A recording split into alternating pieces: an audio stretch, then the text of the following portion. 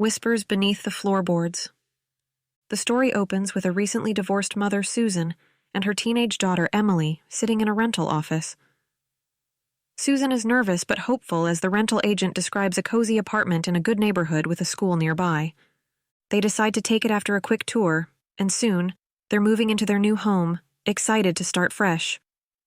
A week passes without incident. Emily starts school, but things take a dark turn when she becomes the target of bullying by 3 popular girls. She returns home, her eyes red from crying, but she doesn't tell Susan about her troubles. That night, Susan is awakened by muffled voices coming from Emily's room. Concerned, she quietly approaches and peeks in, only to see Emily laying on her bed, seemingly alone. "Who are you talking to?" Susan asks, puzzled. "I heard 2 voices." Emily looks up with a faint smile.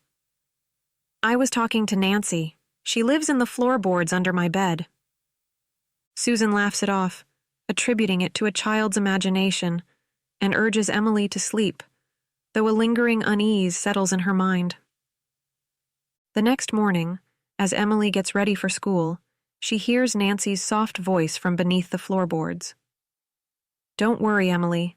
I'll take care of your bully problem." At school, the bullies are preparing to torment Emily once again. But strange things begin to happen. As the girls corner Emily in the hallway, one of them suddenly trips and falls, screaming that something yanked her leg.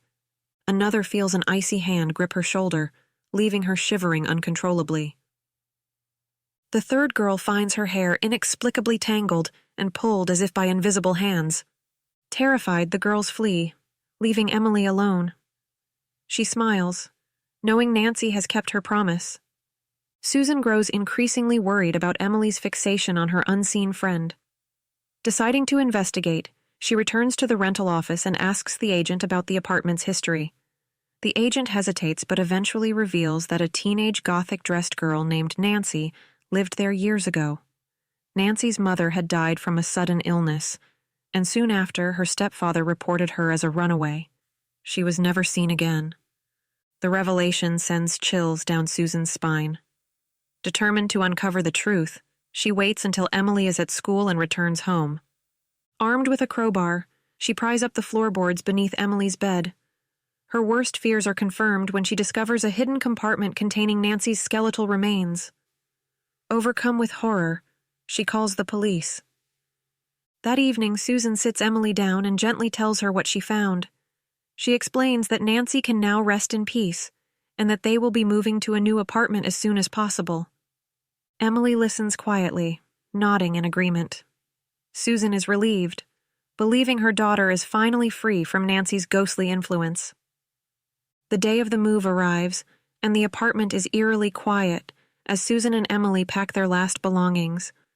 Susan feels a sense of peace, thinking they've left the haunting behind.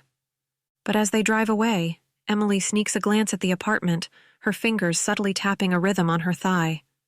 In her mind, Nancy's voice whispers, "We'll always be friends, won't we, Emily?" Emily smiles softly to herself, knowing that their bond is unbreakable. She had never told her mother the truth. Nancy never left, and she was never going to. Some friendships never die, literally. Don't forget to like, comment, and subscribe for more spine-tingling tales.